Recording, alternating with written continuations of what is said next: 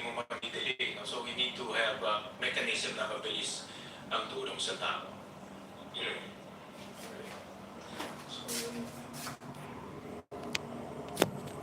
Mr. Chair? Hindi, ako magsalita ng konti pa. Go ahead po. Hindi, ayaw ko lang din marinig kay Senator Amy with her indulgence na pumipila sa politiko.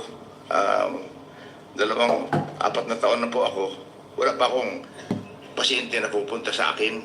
Meron lang akong team of social services sa bawat munisipyo. Sila nag-asikaso. Even without mentioning na nanggaling sa congressman. In fact, yung mga ibang distrito, doon pa pumupunta sa akin. So, walang pili. Ganon din eh. So, dahil sa awa natin doon sa mga walang-wala. In the meantime lang naman ito, na wala pa yung universal healthcare, yung zero balance billing. In the meantime that all of these are not in place, payagan na muna natin ito. Yan lang ang pakiusap. But kung nandiyan na lahat yan, wala nang pumipila sa politiko. Dahil hindi ko sila nakikita eh. I just established in every municipality my team of social workers ako nagugumagawa ng rekomendasyon. Yun po, Madam. Yes, Mr. Chair. Pasensya, Manong Pepito. Pasensya, pero talaga haba-haba po ng pila dyan sa Senado. Kaawa-awa talaga.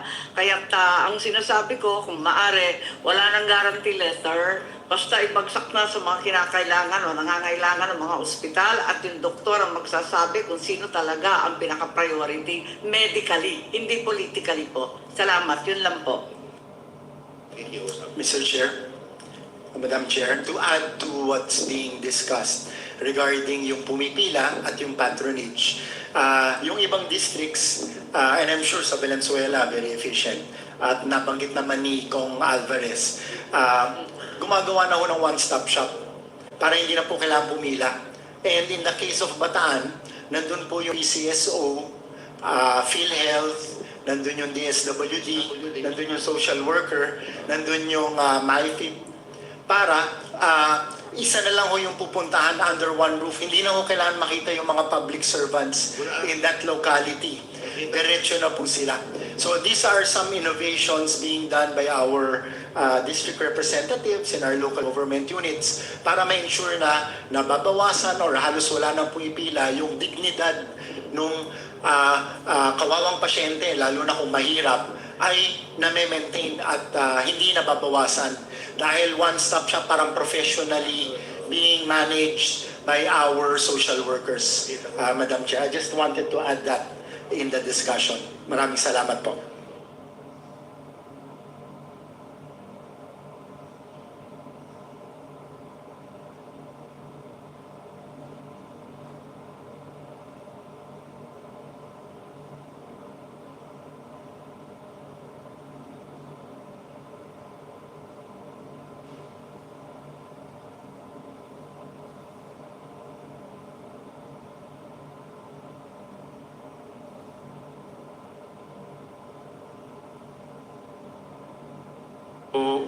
Minute suspension.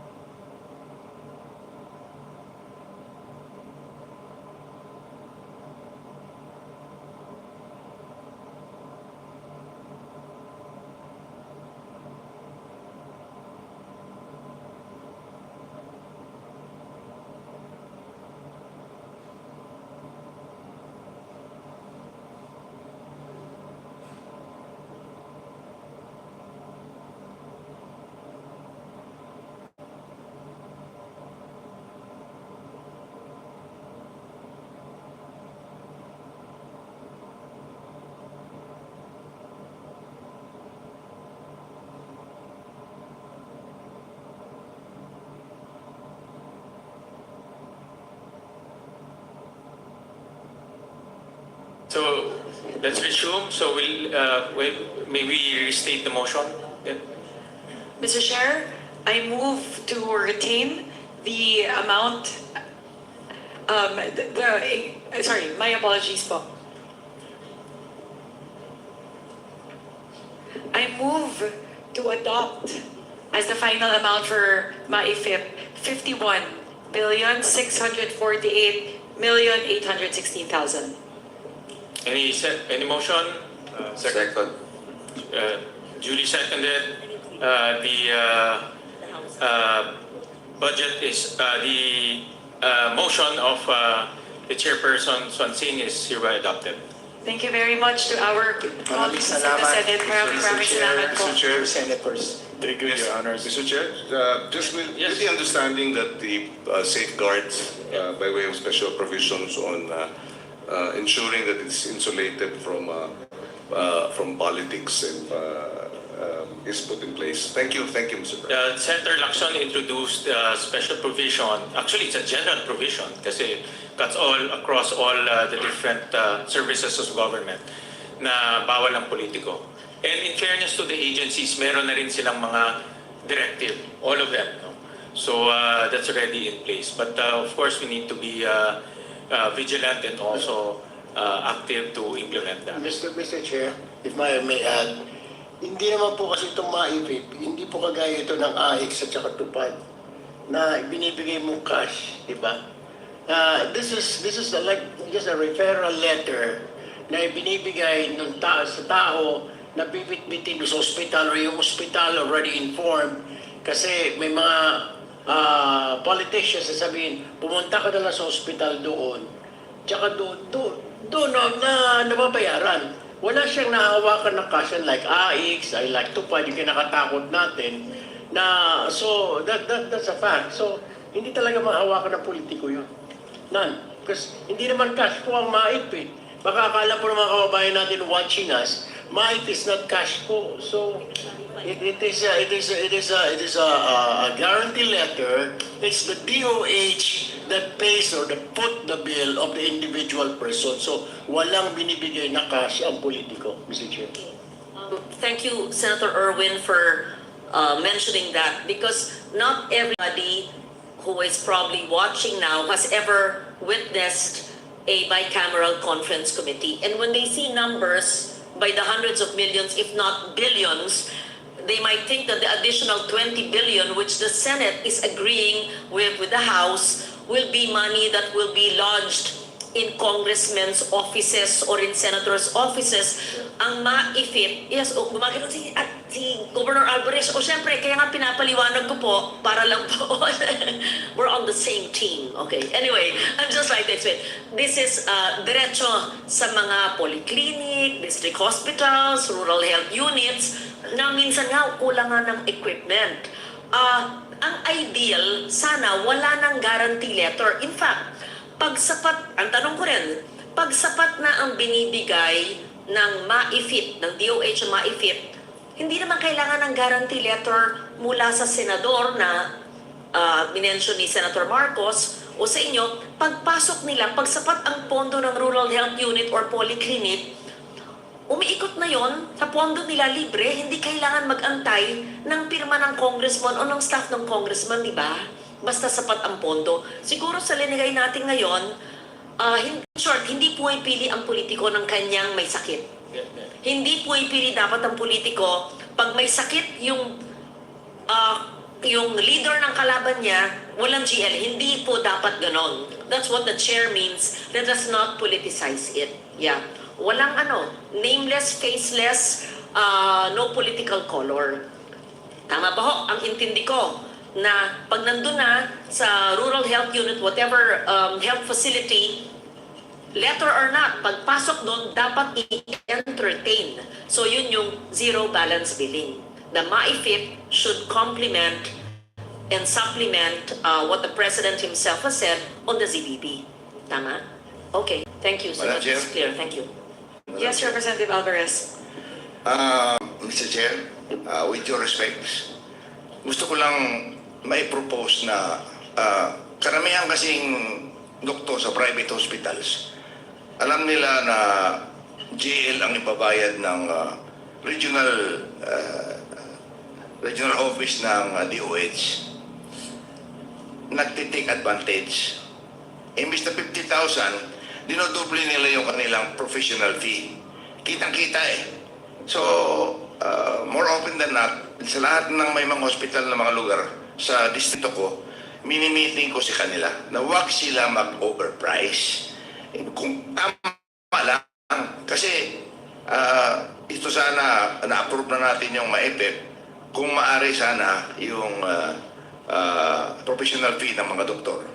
Isama na po natin dahil kasama pero 50% lang. Kung sana maaari magawa na natin 100% yung professional fee para talagang hindi na maantala yung paglabas. Kung minsan naghihintay pa yung pasyente sa akin, nagtitik sa akin sa Manila.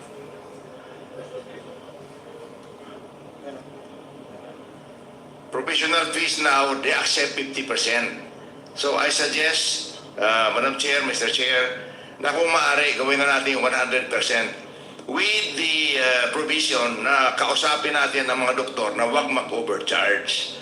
Ginagawa ko po yun sa lugar ko, especially in Brooks Point, 3 private hospital doon, miniting ko sila, nakiusap ako dahil nagbayad na ng nagdala na ng GL galing sa social service office ko, siyempre, ayaw pang palabasin. Dito ako sa Manila, nagtitext, tatawag pa ako sa Puerto Princesa para mag-deliver ng pera doon sa isang bayan, that's 3 hours away from Puerto. Mahirap po na, lalong-lalo na magaling na yung bata, nandoon ang nanay, wala nang makain doon dahil uuwi pa sa kanila. Pati nga pamasahe noon, marami po kayo may mga indigent sa Southern Palawan, especially mga indigenous people. Kaya hindi naman, wala akong indigenous people nakita na nagluloko doon sa MAEPEP at saka sa mga pribilehiyo So, more often than not, talagang naaantala yung kanyang pag-uwi. Lalo na kung masama ang weather. Hindi bali kung 1 oras lang yung biyahe na magandang weather, simentado yung kwarsada, aakyat pa sa bundok yan. Kaya, kung maaari, propose ko na yun na bayaran na natin 100% ang provisional fee, tanggapin na natin na 100% mababayad. Thank you, Madam Chair, Mr. Chair. Senator Amy? Yes, thank you very much, Mr. Chairman and Madam Chair. I'd just like to bring our attention to the general provision referred to earlier by Chairman Gatchalian. It's on IB 683 page between lines 52 and 53. And this refers to the prohibition on political involvement in cash distribution. So, nakikita ko naman na talaga naman maganda ang mithiin ito. Subalit, sa kabila niyan, kinakailangan basahin natin ng maigi. Unang-una, wag natin limitahan sa cash. Kasi yung MAIP nga, tulad ng pinaliwanag ni Senator Erwin, talagang hindi naman cash. Pero dapat, sakop pa rin ito. Pero medyo mabigat rin ang wording kasi walang politikong present to participate in, to influence, or otherwise take part. Medyo mabigat kasi alam naman natin ang trabaho natin, taga-endorse, taga-recommend, lahat ng request natin sa tambak, siguro naman hindi mamasamain. Kaya gusto ko sana na i-review sana itong general provision, palawakin siya kasi maganda ang mithiin na hindi lang cash assistance, kundi lahat ng assistance. Tapos, wag naman sakop lahat na halos may penalty pa. Kapag ando ng politiko, parang mabigat-bigat naman yata to. Higit sa lahat, I do believe that legally this is actually surplusage when in fact we already have the DAP ruling, which is very clear that politicians should not meddle in any way in the implementation of projects. Once the budget is passed, it's hands off to all legislators. Yun lang po, mere observation and perhaps an invitation to review this general provision. Mr. Chair, Senator? may I also manifest to a provision kasi po the professional fee is not included and hindi po tumatanggap ang mga doktor karamihan sa kanila ng MAIP. So if we can put a special provision na i-incorporate na ng hospital dun sa bill ng pasyente yung professional fee. Kasi usually po dapat isama na po ng hospital. Bahala na muna yung hospital magbayad sa doktor because ito po ang problem. Bayad po yung bill, hindi pa rin po makalabas ang pasyente because hindi pa bayad yung professional fee. So tumatakbo na naman, nadadagdagan yung per araw, every day na he overstays in the hospital. Kaya nga if we can make a special provision, Mr. Chair, na isama na doon sa hospital bill ang professional fee para pagbayad ng MAIP, makalabas na yung tao. Kasi the problem right now, Mr. Chair, bayad nga yung hospital bill. Sasabihin naman hospital ay yung professional fee. So hindi pa rin makalabas po yung pasyente. So siguro isang provision, Mr. Chair, na incorporate natin dito, na isama na ng hospital, ang hospital na ang maglagay ng professional fee sa total bill para yung hospital na muna magbabayad sa doktor, Mr. Chair. Two notes po, if I may, Senwin. First po, with regard to the manifestation of Senator Amy Marcos, we would like for the record state that the House contingent supports the manifestation of Senator Amy Marcos to review the wording as currently proposed by the Senate with regard to the general provision prohibiting the the political involvement in these activities. I totally agree 100% with the manifestation of Senator Amy that this actually impinges on like a previous ruling already made by the Supreme Court pertaining to DAP. So I agree, it's the penal provision, it's a penal clause that's actually a little bit, that's the reason why the House is a little bit hesitant with regard to adopting it. With regard to the manifestation of Senator Erwin Tulfo, we actually do have in the HCAB a proposal pertaining to the professional fees. So in the HCAB, as you would see po, the special provision says that 100% of the professional fees should be inclusible in the MAIFIP disbursement. So we thank Senator Amy Marcos and Senator Erwin Tulfo because those are both positions of the House, very much consistent with the positions of the House contingent. Thank you very much, Bob. Thank you. And I also concur that the suggestions of Senator Amy will definitely study that and tighten it.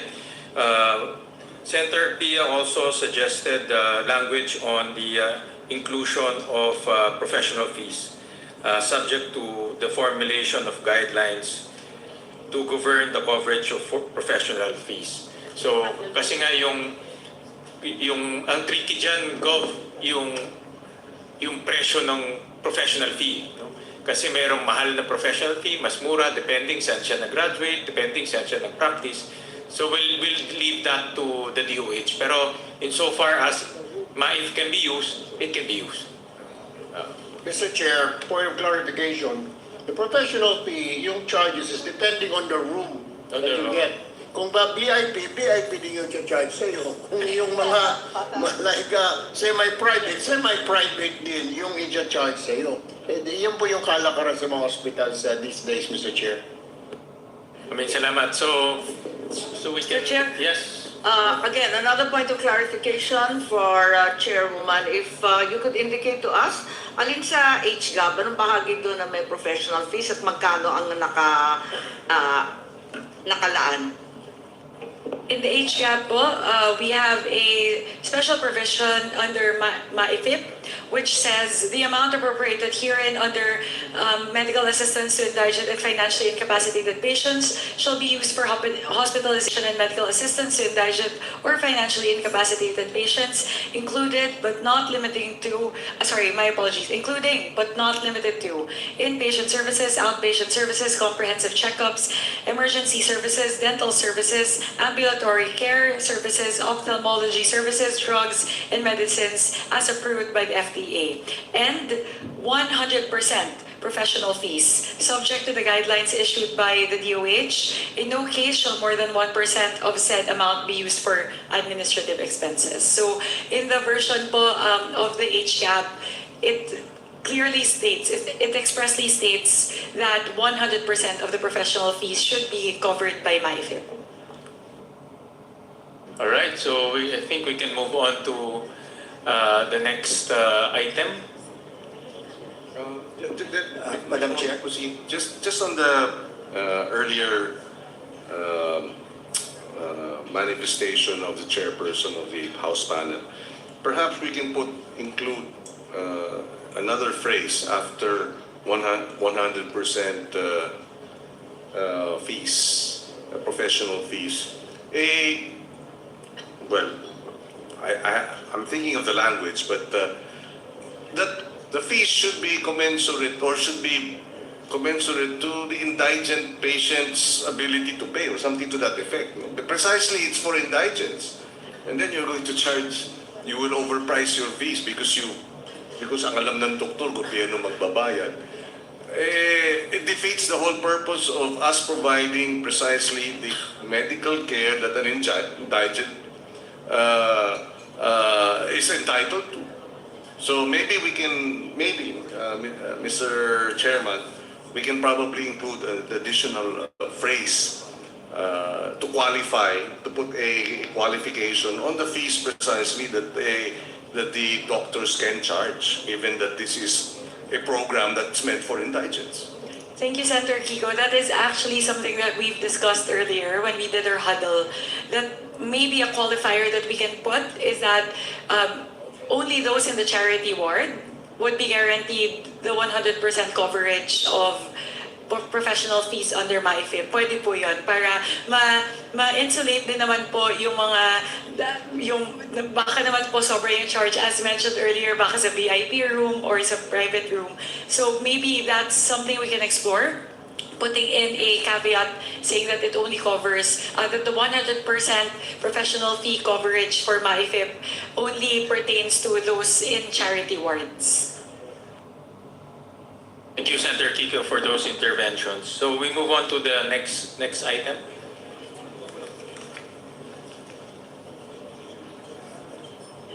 Send with the House contingent or just asking, would that be commensurate to adopting the House version of the special provision pertaining to professional fees? We actually modified it. We allowed the DOH to come up with guidelines. No? Instead of nakasulat 100%, let the DOH study it. Kasi like I said, no, ang professional fees, ang layo ng spectrum eh. No? So sila nila mag-evaluate. Yeah. Mr. Chair, I just want to raise a point. In 2025, it's already that provision that Provision number 6. it's a provision Number 6. number 6, wherein it says that medical assistance to indigent and financially incapacitated patients, the amount appropriated herein under MAIP shall be used for hospitalization and medical assistance to indigent or financially incapacitated patients, including but not limited to inpatient service, outpatient service, comprehensive checkup, emergency service, dental service, drug, medicine as approved by the FDA, and professional fees, Mr. Chair, subject to the guidelines issued by the DOH. In no case shall more than 2% of the said amount be used for administrative expenses. So we already have this, Mr. Chair, Madam Chair, since last year. However po, if I may respond po, what we want to modify in that version of the provision in the 2025 CAA is that we want to stipulate that it has to be 100% of the professional fees. And second, we're actually arguing against the 2% administrative cost being that's stipulated in the 2025 CAA. Kasi po, AIX, Tupad, and even other more, labor-intensive programs only charge 1%. So very interesting po that the DOH is asking for a 2% administrative cost. So yun po yung dalawang binabago po natin sa special provision as stated in the 2025 GAA. Mr. Chair, may I? Madam Chair. May I clarify whether DOLE really just charges 1% and DSWD 1% for Tupad and AIX respectively? Is that clarified? LBRMO, 1%. So dapat... Iba-iba siya. Iba-iba? Iba siya. No, Chair Swansing said that it's only 1% with DOLE and 1% for DSWD. The admin cost, I think there should be Alam ko, social pension. I think there should be a standard, no? Not depending on the agency, not by whim. Thank you, Sen. Lauren. Actually, exactly, that's what we did exactly in the HCAP version. So we aligned everything because we found out that in AX, it can vary so it can go up to 5% actually in some areas. So yun yung parang hindi po siya standard. That's why we said we can standardize it kasi may It should not be, depending on the areas, the admin fee will differ for DSWD?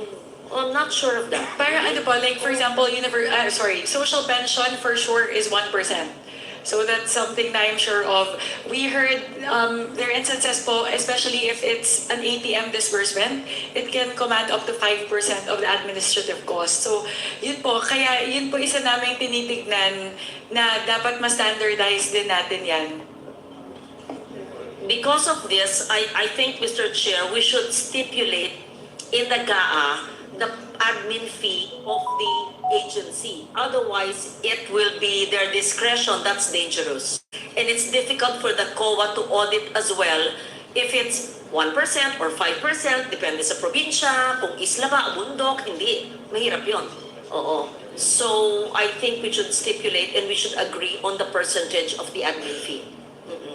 That's what we included in the HCAP version, Senator Lawrence. So we put their administrative costs for the different, not just MyFIP, we put it for the others also. So we did try to do that, which is to standardize the administrative cost for the different programs in the HCAP version po. Mr. Thank Chair, you. one last thing. Yes, Senator Amy, go ahead. So sorry. Hindi, yung nabanggit lang kasi na lilimitahan sa 100% payment ng professional fee para lamang sa charity ward. Parang sa palagay ko, nakikita naman natin ang ating mga ospital, umaabot ng 300% occupancy ang charity ward. Kaya napipilitan ang ating mga kababayan pumunta sa pay ward. Kaya hindi rin makakatulong kung pipilitin natin na limited ang professional fees sa mga charity ward lamang. Kaya siguro, maganda na rin yung sinabi ni Chairman Gatchalian na hayaan na muna gumawa ng IRR. Halimbawa, ang DOH, total napakalaki ng halaga ng 49 billion. Dapat managot naman sila sa atin, may oversight of some sort. All right, so we will take note of that, Senator Ivy. Yeah. Yes, go ahead. Mr. Chair, Madam Chair, if I may. Dito po sa House version ng MyFIP na may 100% professional fee. After that, subject to the guidelines issued by the DOH. So, baka yun na po yung sinasabi ni Sen. Amy na dun sa 100% para tunay na mapakinabangan ng ating mga kababayan. Based on that, gagawa ng guidelines yung ating DOH. Kasi as it stands now, 50% lang po ang na-charge. Kaya yung pasyente po natin, kahit nabayaran na ng MyFIP yung hospital bill and 50% nung professional fee, hindi pa rin makalabas ng ospital. At dun po, lalapit sa mga politiko, buti na lang si Governor Pepito Alvarez, maraming pwedeng pang out of pocket. Pero dun sa iba na hindi na kayang mag-abono, at least magkaroon na po ng relief yung indigent patient na tuluyan ng once magaling, covered na ng MyFIP, tuloy-tuloy na po makalabas ng ospital. So anyway, the proposal ng House ay gagawa po ng guidelines ang DOH. Thank you po, Mr. Chair, Madam Chair.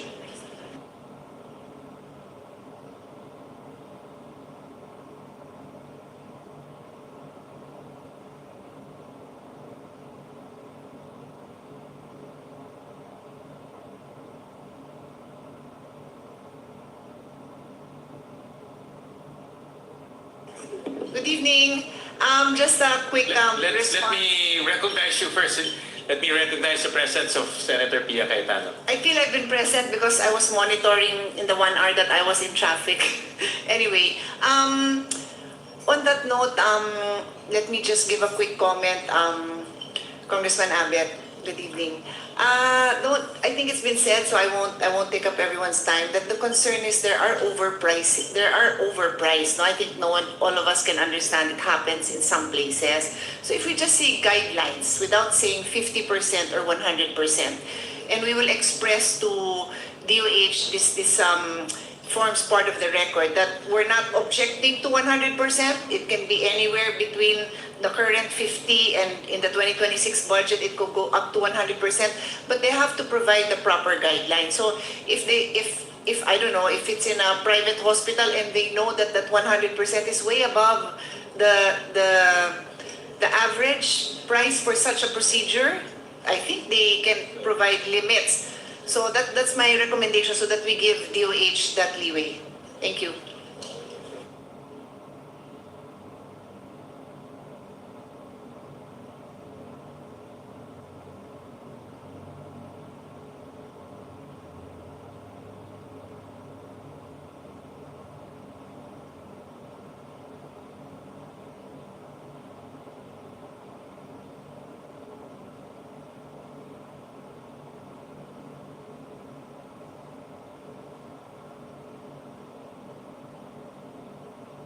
All right. Thank you. So we'll take note of the comments of our esteemed senators. Senmin, if we may move to the next item. I believe this is also a disagreeing provision pertaining to the Health Facilities Enhancement Program, or the HFEP. Similarly, we appeal to our colleagues in the Senate contingent to please consider restoring the increase effected by the House pertaining to HFEP to have a final amount of 26.26 billion pesos. That includes the 5.69 billion peso increase effected by the House from NEP to HGAB.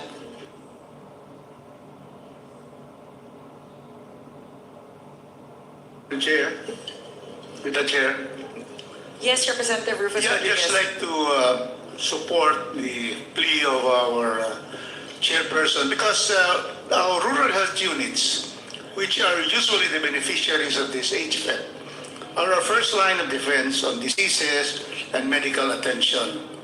And if we do not have sufficient funds for health facilities enhancement program, expansion of rural health units, expansion, the purchase of equipment, and also to have medical care available to our people, then we will fail in making sure that at the frontline level, we are enhancing the ability of our health units to respond to health needs. So I would support our chair in appealing that we retain the 20 or increase it to 26 billion pesos. Thank you, Mr. Chairman. Thank you, Representative Rodriguez. I would like to further clarify that the proposed increase of 5.69 billion pesos includes the completion of legacy hospitals. Those are NKTI, Philippine Cancer Center, PCMC, Mariano Marcos Memorial Hospital and Medical Center, West Visayas State University Medical Center, Northwestern Cagayan General Hospital, Bataan General Hospital and Medical Center, Bicol Regional Hospital and Medical Center, Mayor Hilarion A. Ramiro Senior Medical Center, Northeastern Misamis General Hospital, and Orani District Hospital. In Bataan, there's also the Senator... So ano po to? It's a lot of different HFEP facilities subsumed under the proposed 5.69 billion increase. Right. So, how many facilities will be built with those amounts?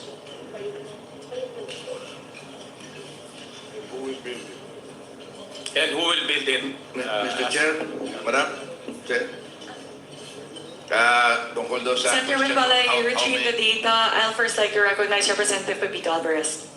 How many facilities? Kanya-kanya po yung submit ng Hospital Facilities Improvement Program. Yung Northern Palawan po, meron silang 8 hospital doon. Tinamaan ng bagyo. Kaya sa latest inventaryo namin, nangangailangan sila ng mga 300 million. But total Palawan, including those na mga sira-sira ng hospital, kailangan namin at least 500. Minimum yun for next year. Para ma-upkeep yung mga hospital na yun, there are 16 LGU-owned hospitals all over Palawan. And there are 2 DOH-owned hospitals. The one in Colyon, which is the Colyon General Hospital, and the one in Puerto Princesa, which is the hospital ng Palawan. Before that was owned by the LGU, it was reverted back to the DOH. So all in all, we have 18 hospitals there na government and LGU owned. Yun po. So sa kalahatan, nangangailangan kami for next year. Minimum po yung talagang nasagad na. Maski na bagyo yung sa norte, we only need about 500. But every year yung maintenance meron niya. So the next 2027, 2028 might not be that amount. Kaya yung 26 billion na yan, Palawan pa lang yun. We are the largest province in the whole country. And ganun po karami yung hospital namin doon because of the distance. And remember, Palawan is a tourism region. For every peso that we invest in Palawan, we give back to national GDP 2 to 3 pesos back. Ganun po ang ratio. So, tulungan naman natin yung HPEP na yan, adapt na lang natin yung Senate version na 26, which is very reasonable. Considering ang daming tinamaan din ng bagyo the last 3 months. Thank you. Mr. Chair, I will just, I want to say like tama po yung sinasabi po ni Congressman Alvarez from Palawan. As a matter of fact, hindi na tayo lalayo, Congressman Kong Alvarez. Yung hospital ng Palawan pala sa city, kailangan na mag-expand, kailangan ng tumaas kasi punong-puno na po ng tao at hindi na magkasya. Kaya ang end result, yung mga tao pupunta lang sa Adventist, pupunta sa Co-op, tapos lumalapit sa mga politiko para humingi ng maip para mabayaran these. The Co-op hospital, Mr. Chair, and Adventist Hospital are private hospitals. Kasi hindi na nga ma-accommodate ng hospital ng Palawan, yung provincial hospital, dahil kulang na kulang talaga ng mga kama, Mr. Chair. Mr. Chair. Yes, Senator Kiko. Yes, I think one of the concerns on the funding for these facilities would be the findings of a investigation in the House about ghost facilities or substandard facilities or incomplete facilities. So my question here is how do we prevent a repeat of the poor or unacceptable implementation of ang public works ba ulit ang gagawa nitong mga proyektong ito? Kasi kung ganon, baka lang hindi kaya kumuha na lang tayo ng bato, pukpok natin sa ulo natin dahil baka masakit na naman ang ulo na, sasakit lang ulit ang ulo natin kung hindi maayos yung magiging implementasyon. If I may respond to the query of Senator Kiko. So, ginawa po namin, in the HCAP version, you would see a special provision pertaining to HPEP wherein we adopted a similar provision as in the basic BEF, Basic Education Facilities Program, or BEF, wherein we've opened up the modes by which these facilities can be built. So, ginaya po namin, kasi po, di ba, aside from DOH and DPWH, we're also opening it to LGUs and PPPs. So, similar po to the adjustment that we did for the BEF, where we also stipulated the same as a special provision. And then to respond po to the query relating to how many health facilities are subsumed under the proposed 5.7 billion, it would be a total of 62 health facilities all over the country.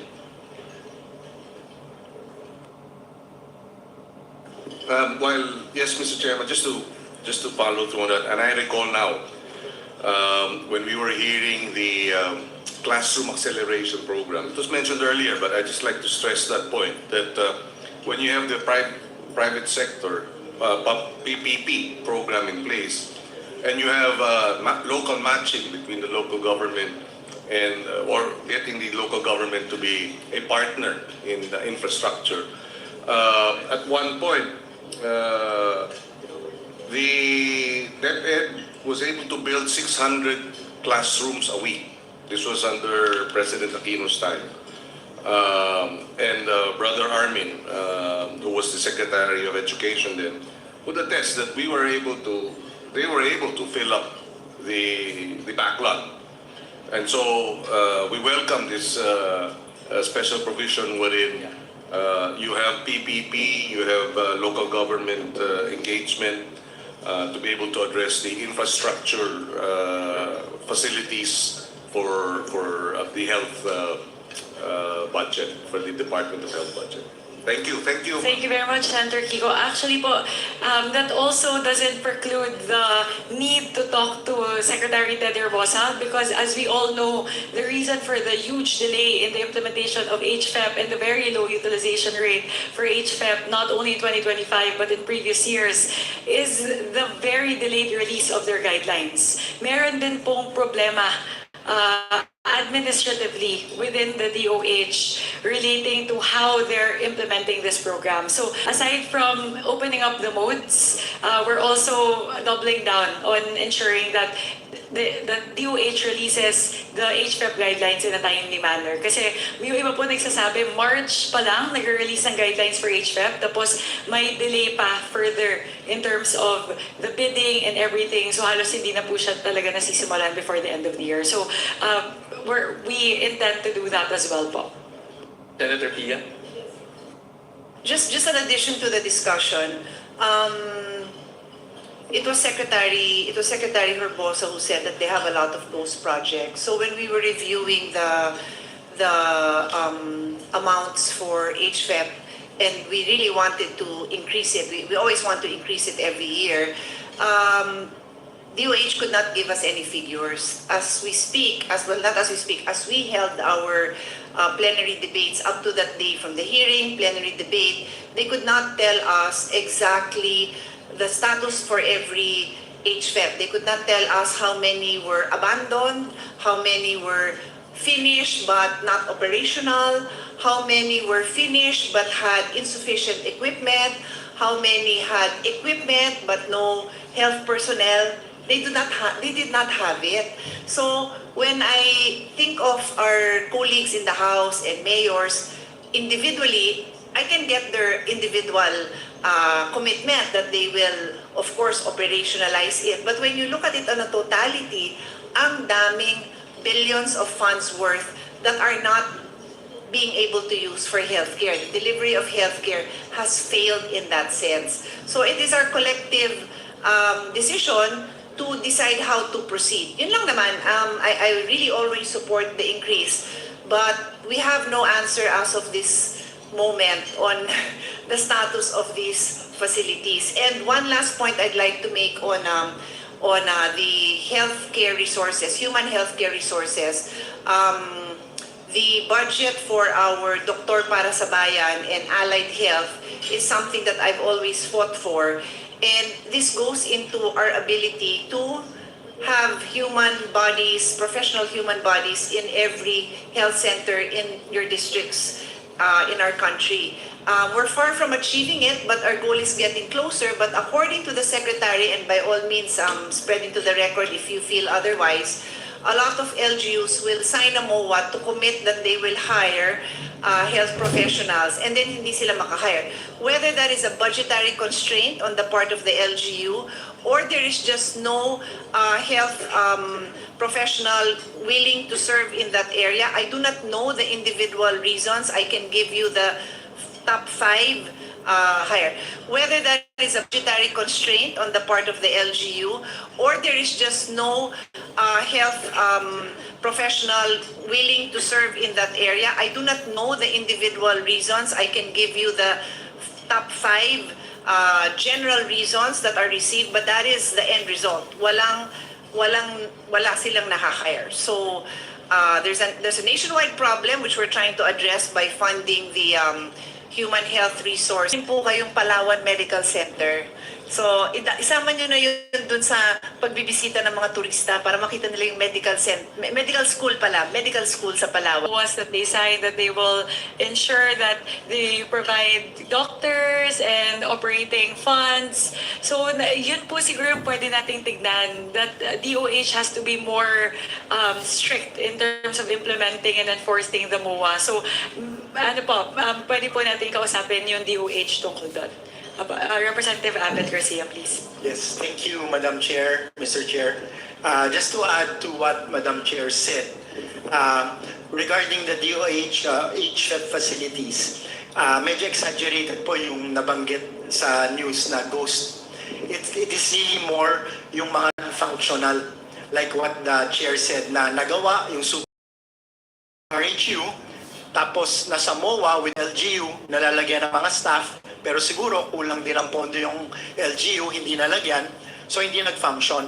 So this also came about during the budget deliberation of DOH, dun sa mga talagang nakikipagtulungan with the national government, in this particular case, DOH, sana mabigyan din natin ng chance para mas maraming makinabang ng mga kababayan natin.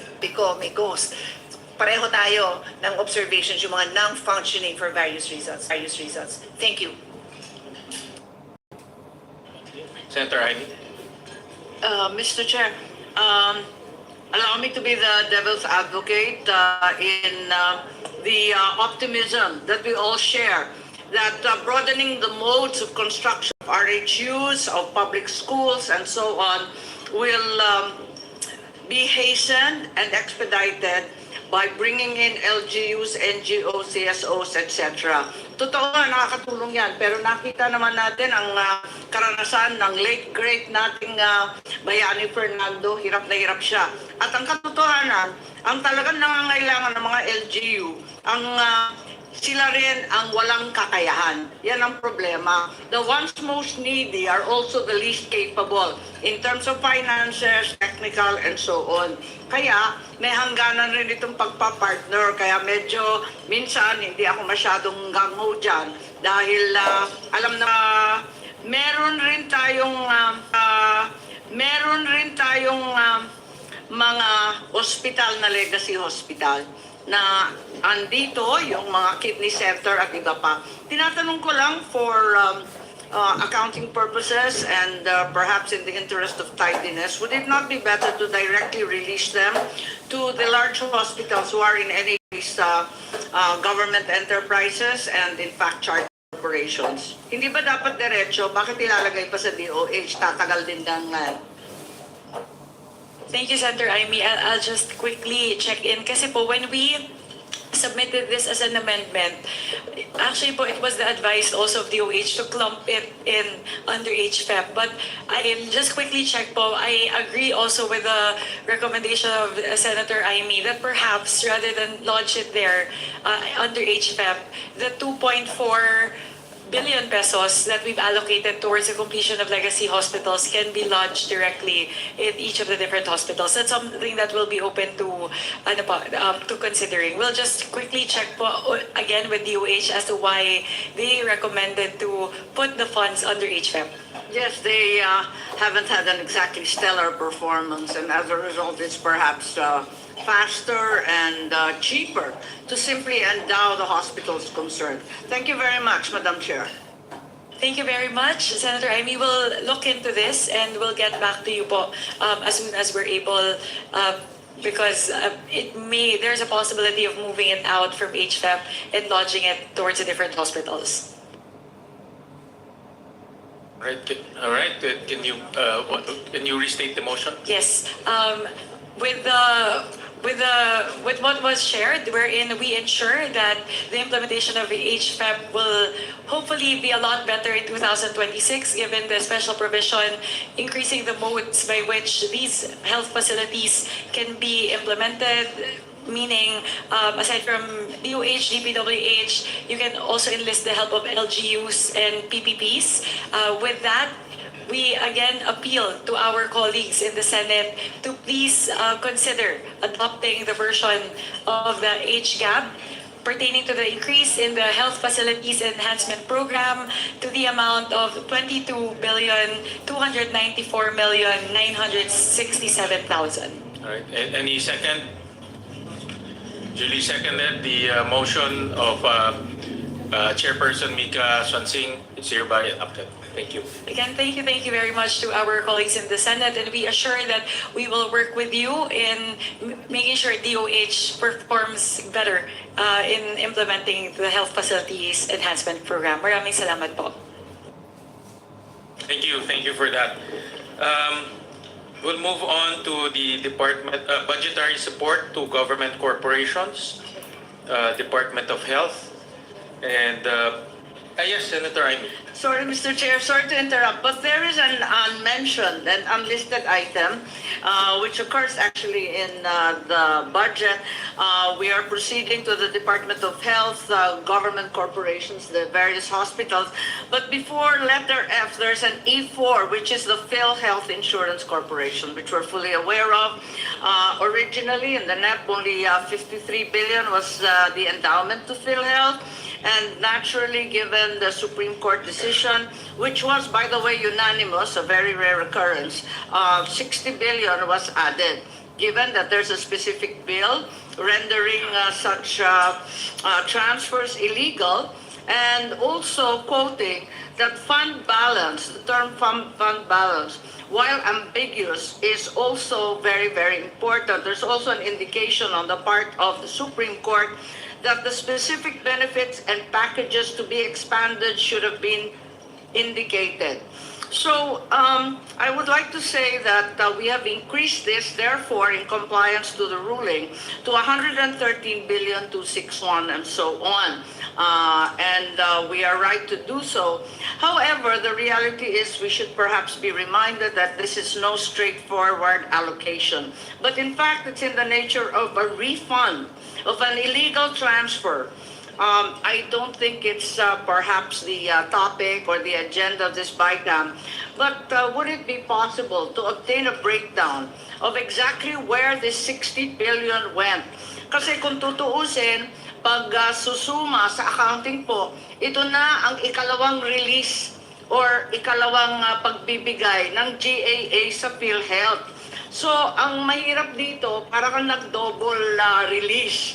Kasi nagbigay na tayo noon, pagkatapos magbibigay ngayon, pero walang refund as such.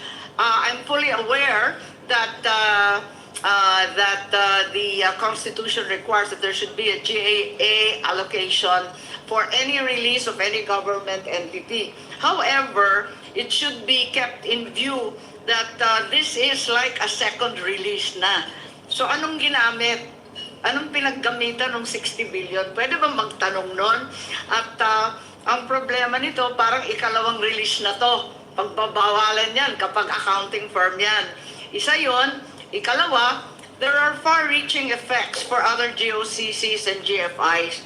Naiisip ko lang na halimbawa yung fund balance na sinasabi excess funds ng Land Bank at ng DBP were transferred to the Maharlika Fund, jeopardizing and violating perhaps both banks' minimum capital requirements. Kasi napilitan magbigay ulit ng pera dun sa dalawang bangko at baka manganib sila at sa kakulangan. They had to be topped up. So, kapag susundan natin itong Supreme Court Precedent, baka humiyaw lahat ng government corporations na yung pinagkukuha sa kanila na sinasabing profit nila o excess funds or fund balance, dapat isoli sa kanila sa kada GAA. Yun lang po, naisip ko lang at mahirap na. Thank you very much, Senator Amy. To answer the query, I will defer to Senior Vice Chairperson Albert Garcia, who defended the budget of the DOH. Thank you, Madam Chair. Very good points raised by Senator Amy, particularly kung saan nagastos yung 60 billion. I'm sure gusto rin malaman ng ating mga kababayan. So during the budget deliberation and defense of the DOH, tinanong din po namin exactly itong query na ito. And break down po nila yung 60 billion, out of which 27.45 billion napunta po doon sa nabanggit kanina yung public health emergency benefits and allowances for healthcare and non-healthcare workers during COVID-19. Ito po yung matagal ng utang, pero finally ay nabayaran na po last year, if I'm not mistaken, galing po doon sa 60 billion. So that's 27.45 billion. Then an additional 10 billion dinagdag po sa medical assistance to indigent and financially incapable patient or MIFIP. So that's an additional 10. Tapos 4.1 billion napunta po sa procurement of various medical equipment for DOH, hospitals, LGU hospitals, and primary health facility. And another 3.37 billion napunta po sa tatlong DOH health facility. And another 1.69 billion napunta po sa Health Facilities Enhancement Program or HFEP. At 13 billion po, ito yung napunta sa government counterpart for financing para po sa mga foreign assisted projects. So, majority of the 60 billion napunta rin po sa health, except for that 13 billion na nilagay po sa counterpart para sa mga foreign assisted project ng ating gobyerno. Parang yun, kaduda-duda. Bakit ginamit yung PhilHealth funds para sa foreign assisted projects na iba-iba naman ang pakay, hindi naman necessarily para lamang sa kalusugan. So, eto ang problema dyan. At isa pa, kailangan sumunod din tayo, tumalima rin tayo dun sa judgment ng ating Korte Suprema na sabihin kung saan na naman gagamitin itong panibagong 60 billion. Siguro, liwanagin ng DOH. Sabi ng Korte Suprema, the specific benefits and packages to be expanded. So dapat ilista na rin nila yung 2026. Wag lang natin ibigay yung 60 billion as refund. Bahala na kung ano breakdown at kung saan-saan na naman, baka maligaw na naman 13 billion. Walang ganyanan. Tama po, Mr. Chair. Madam Chair, yung sinabi ni Senator Amy. This was done before the Supreme Court decision at nag-decide na po yung Supreme Court na talagang mali. Kaya sinosoli po natin. And to the other point that was raised by Senator Amy, ganito rin po ang ginawa ng ating chair during the budget deliberation nung DOH na siya mismo nag-question and I had a hard time defending. Mas pinasarap na chicken nam. Tikman na. Ang sarap na chow. Ama, Hindi Mr. naman Chair. tama yun.